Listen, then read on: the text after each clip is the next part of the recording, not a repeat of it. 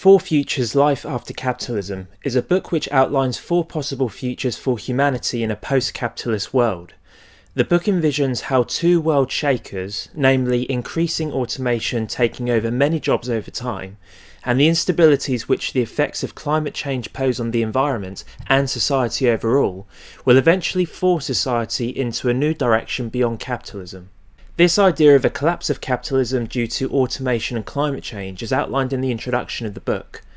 The author, Peter Frase, goes on to explain that both threats are a contradictory crisis, because automation is a fear of too much and where no workers are required to keep production going in the economy, and climate change is a fear of too little, with the threat of the scarcity of resources due to the loss of habitats and ecosystems that maintain our continued survival. He is also quick to point out how a new economic system needs to emerge in order for people to benefit from increased automation and shared prosperity as a result, and to alter the negative human impact on the climate. Frase states, "The two crises of automation and climate change are fundamentally about inequality as well. They are about the distribution of scarcity and abundance, about who will pay the costs of ecological damage, and who will enjoy the benefits of a highly productive, automated economy. There are ways to reckon with the human impact on the Earth's climate, and there are ways to ensure that automation brings material prosperity for all, rather than impoverishment and desperation for most. But those possible futures will require a very different kind of economic system than the one that became globally dominant by the late 20th century. The four futures that Frase describes are called Communism, Rentism, Socialism, and Exterminism. Each one of these can be arranged into the following grid format to illustrate in a simplified fashion which end of the spectrum each type of future sits at, with equality and hierarchy as one spectrum, and abundance and scarcity at another spectrum. Frase believes that out of these four possible futures beyond capitalism, where we end up will ultimately be determined by the results of a political struggle. In the future labelled as Communism, Frase describes how machine automation has automated nearly all industries, allowing more leisure time within society. Scarcity is no longer an issue, and equality and democratic principles are cornerstones of society. However, before we arrive at such a circumstance, Frase believes that a dramatic political shift must force change in this direction. He highlights this by saying, "It would be naive to think that the holders of wealth and power will relinquish it voluntarily, but since we are a long way from being able to force such a reckoning, we can think in the meantime about strategies that build the alternative to capitalism before it is completely overturned. This means giving people the ability to survive and act independently of capitalist wage labour in the here and now, while at the same time facilitating their ability to gather and organise themselves politically." But change does not have to necessarily come about politically. Sometimes technological innovations force political institutions to enact changes so that society is updated.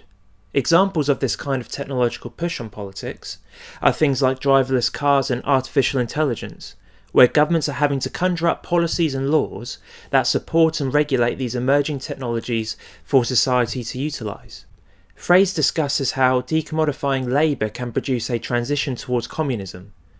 Frase states that for most of us, our labour is in fact the only thing that we have to sell, and selling it is the only way to get by. The decommodification of labour is the situation in which you can procure your basic needs, housing, healthcare, or just money, without having to take a job and without having to satisfy any bureaucratic condition.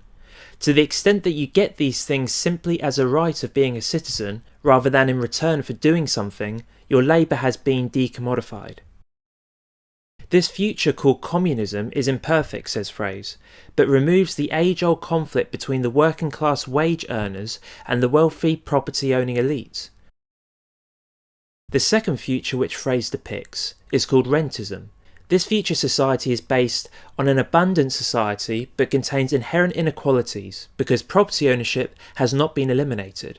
This means abundance is monopolised by a small elite.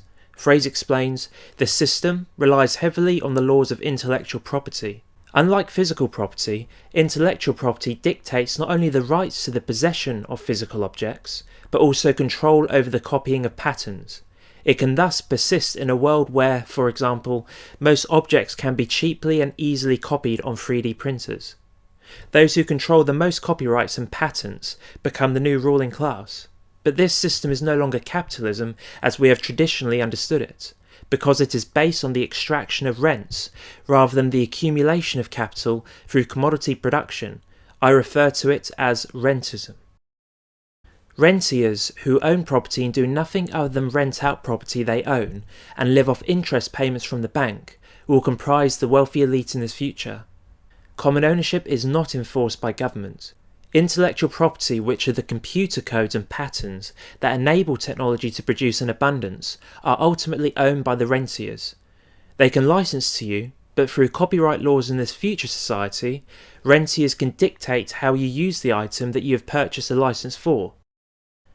The legal world envisioned within this future system will involve a higher demand for lawyers, considering the vast amount of intellectual property laws that will be introduced and updated continuously, so the rentiers maintain their positions of power. But lawyer occupations alone will not drive the economy, because even the legal field is not immune to technology displacing employees.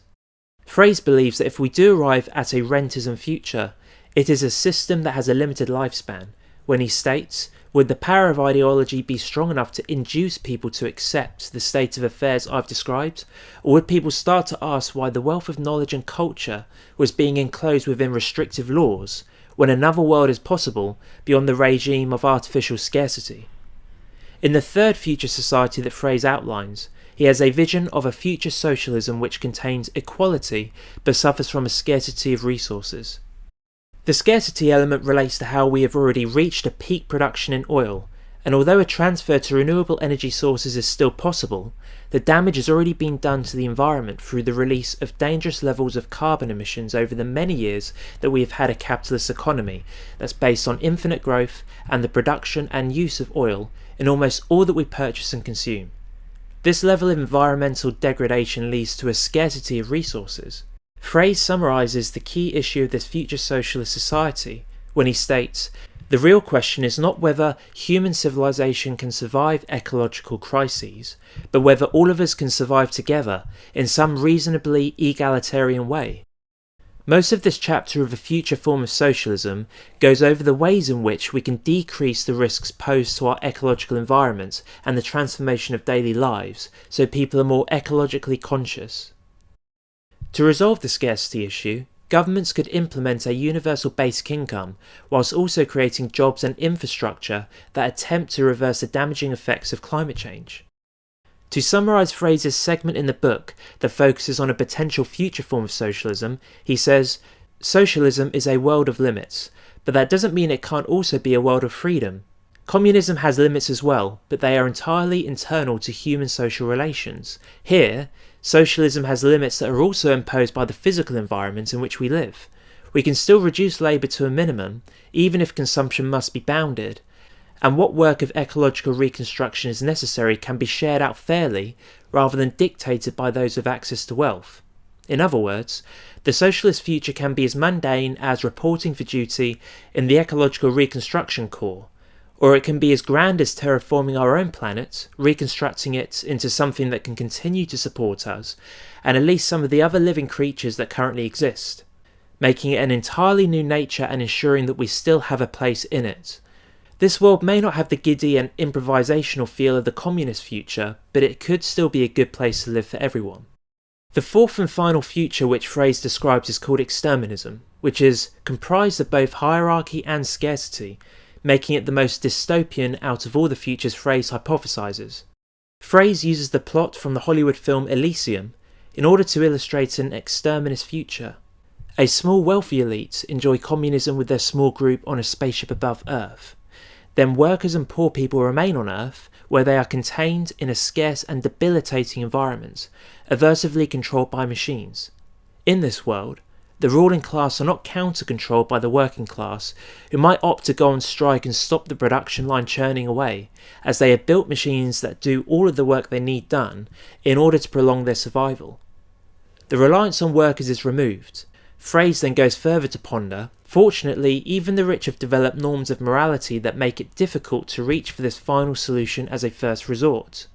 Their initial step is simply to hide from the poor, much like the characters in Elysium, but all around us we can see the gradual drift away from corralling and controlling excess populations into justifications for permanently eliminating them. Frase introduces the concept of enclave societies, not only in this future society but also in the here and now, whereby the rich invest in ever more elaborate security systems and defensive systems to keep the poor away from them. The island of Manhattan in the US had over half of real estate sales in 2014 worth $5 million or more, most sales going to wealthy foreigners, and that the construction of Echo Atlantic, a private city for the rich off the coast of Nigeria, looks to keep the wealthy isolated away from the poor people of Nigeria. The US especially has seen a gradual move toward a militarised police force. Frase draws upon this trend to illustrate how we as a society today appear to condone this militarisation, whereby between 100 to 150 SWAT operations occur per day, many deployments relating to minor offences, whereas in the 1970s a few hundred SWAT raids occurred per year.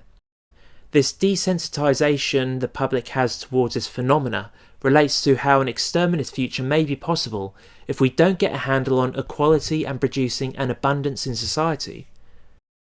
The conclusion of the book is presented in a cautionary tone, especially when Frase highlights, none of these model societies are meant to represent something that could be implemented overnight in a complete transformation of current social relations.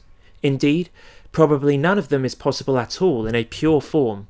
History is simply too messy for that, and real societies exceed the parameters of any theoretical model, which means that we should be particularly concerned with the road leading toward these utopias and dystopias, rather than the precise nature of the final destination, especially because the path that leads to utopia is not necessarily itself utopian.